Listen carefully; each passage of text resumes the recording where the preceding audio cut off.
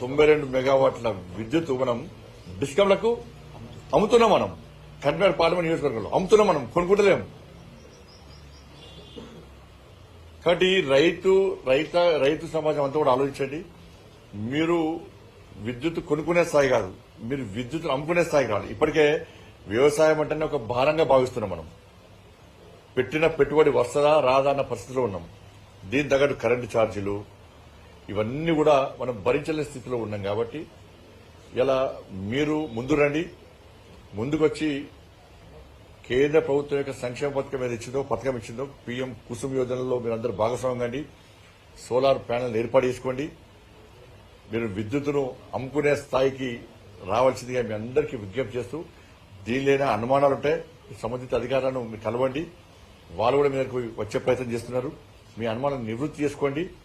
మనందరం కూడా కరీంనగర్ పార్లమెంటు ఒక ఆదర్శవంతంగా మనం తీర్చిదిద్దడానికి, ఇలా స్ఫూర్తిగా ఉండడానికి మనందరం ముందు రావాల్సిందిగా మీ అందరికీ అప్పీల్ చేస్తా ఉన్నాను.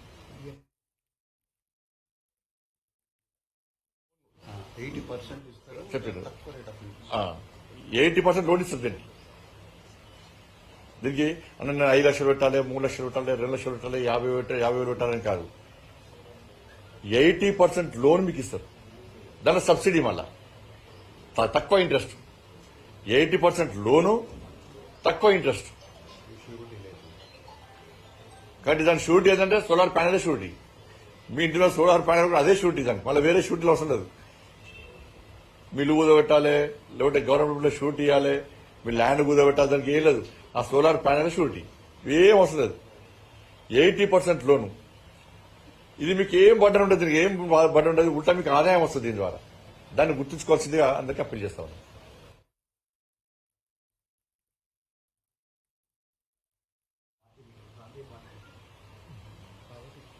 ఎవరైనా పెట్టుకోవచ్చు పార్టీ, ఎవరైనా. ప్రజాస్వామ్యం ఇది. ప్రజాస్వామ్యంలో ఎవరైనా ఎన్ని పార్టీలైనా పెట్టుకోవచ్చు. పెట్టిన పార్టీలన్నీ కూడా రాజకీయ స్వార్థంతో కాకుండా పేద ప్రజల కోసం, రాష్ట్ర ప్రయోజనాల కోసం పనిచేసే విధంగా, అటువంటి ఆలోచన ఉండే విధంగా వచ్చే ఏ రాజకీయ పార్టీలైనా ప్రజలు స్వాగతిస్తారు, హర్షిస్తారు. దానిలో ఏం అనుమానం లేదు. వాళ్ళ ఇష్టం, వాళ్ళ పార్టీ వాళ్ళ ఇష్టం, వాళ్ళ ఆలోచన వాళ్ళ ఇష్టం.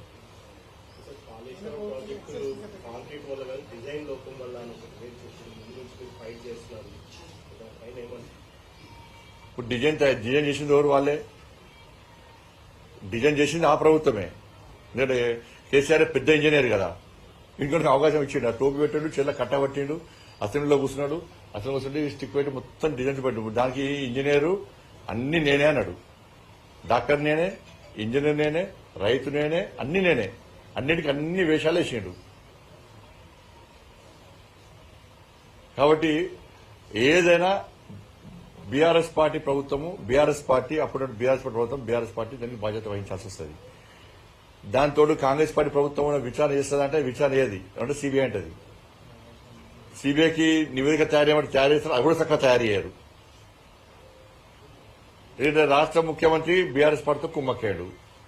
ఇద్దరు కలిసి ఇలా రాజకీయాలు, తెలంగాణ రాష్ట్రంలో రాజకీయాలు చేస్తున్నారు. పైకి కొట్లాడినట్టు చేస్తారు, లోపల మాత్రం వీళ్ళు కలిసి రాజకీయం చేస్తారు. మీరు సార్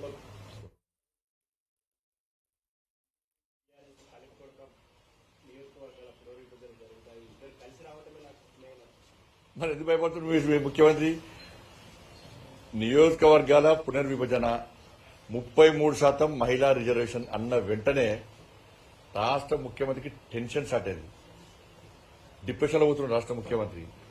ముఖ్యమంత్రి స్థాయిలో ఉన్న వ్యక్తి మాట్లాడాల్సిన మాటలకు కాకుండా దిగజారి ఒక ప్రధానమంత్రి స్థాయి వ్యక్తిని గాని, పార్టీలను గాని, విపక్ష పార్టీ నాయకులను గాని దిగజారి ఏ విధంగా వ్యాఖ్యలు చేస్తుండో మనం చూస్తాం. ముఖ్యమంత్రి భాష చూసిన తర్వాత తెలంగాణ సమాజం ఇలా నవ్వుకుంటున్నారు, అసహించుకుంటున్నారు. ముఖ్యమంత్రి భాష చూసిన తర్వాత ఈ తొక్కుతాము, లోపల తొండ దొరకొడతామనో ఆ భాష చూసిన తర్వాత నవ్వుకుంటున్నారు. జనం మీరే నవ్వుతున్నారు, జనమంతా నవ్వుకుంటున్నారు ముఖ్యమంత్రి భాష చూసి. ముఖ్యమంత్రి గారు వ్యవహార శైలి మార్చుకోవాలి. ఎలక్షన్ రాగానే మాకు గుండ్లు గుర్తొస్తాయి, ఆయన గాడి గుడ్డు గుర్తొస్తుంది. ఎలక్షన్ తర్వాత తొండలు గుర్తొస్తాయి, తొక్కులు గుర్తొస్తాయి ఆయనకు. కానీ 6 గ్యారెంటీలు మాత్రం గుర్తురావు ఆయనకు. ఇచ్చిన హామీలు గుర్తురావు.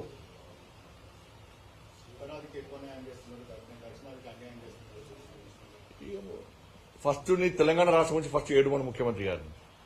నువ్వు 6 గ్యారెంటీలు ఇవ్వకుండా నరేంద్ర మోడీ గారు ఆతిరా చెప్పు. నువ్వు ఉత్తరాది పక్క తెలంగాణ నుంచి ఆలోచించు. నువ్వు ఉత్తరాదికి నాయకుని కాదు, తెలంగాణ రాష్ట్రానికి ముఖ్యమంత్రివి. తెలంగాణ రాష్ట్రానికి ముఖ్యమంత్రివి. ఎన్నికల ముందు నువ్వు హామీలు ఇచ్చినావు.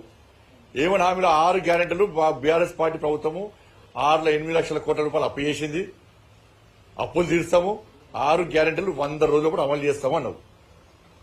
నేను ఆపింది వాళ్ళు అప్పుడే చెప్పాలి. కేంద్ర ప్రభుత్వం సహకరిస్తేనే నేను 6 గ్యారెంటీలు అమలు చేస్తాను చెప్పినట్టు నువ్వేమన్నావు?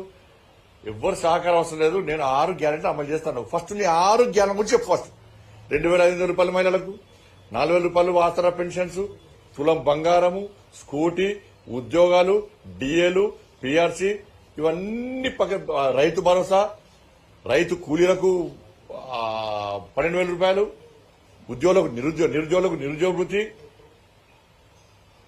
ఇంకా పదవీ విరమణ పొందినటువంటి వాళ్లకు పైసలు ఇవ్వకుండా ఎంత గోస పెడుతున్నావు నువ్వు. ఇవాళ స్కూళ్ళలో పిల్లలను బయటకు గల్లబట్టి మేడబట్టి బయటకు నూకేస్తున్నారు. మన ఫీజు రియంబర్స్మెంట్ ఇస్తలేవు. వాటి గురించి ఆలోచనగా ఉత్తరాది దక్షిణాది అన్ని 6 గ్యారెంటీ నుంచి పబ్లిక్ దృష్టి డైవర్ట్ చేయడానికి ఇది రాష్ట్ర ముఖ్యమంత్రి గారి ఆడుతున్న నాటకం. ఇవన్నీ మాట్లాడితే కేంద్రం ఏమిస్తుందంటే కేంద్రం ఏమిస్తుందో అన్ని తెలుసు. నువ్వేమిస్తున్నావు చెప్పరాదు. ఫస్ట్ 6 గ్యారెంటీ గురించి ఫస్ట్ చెప్పు.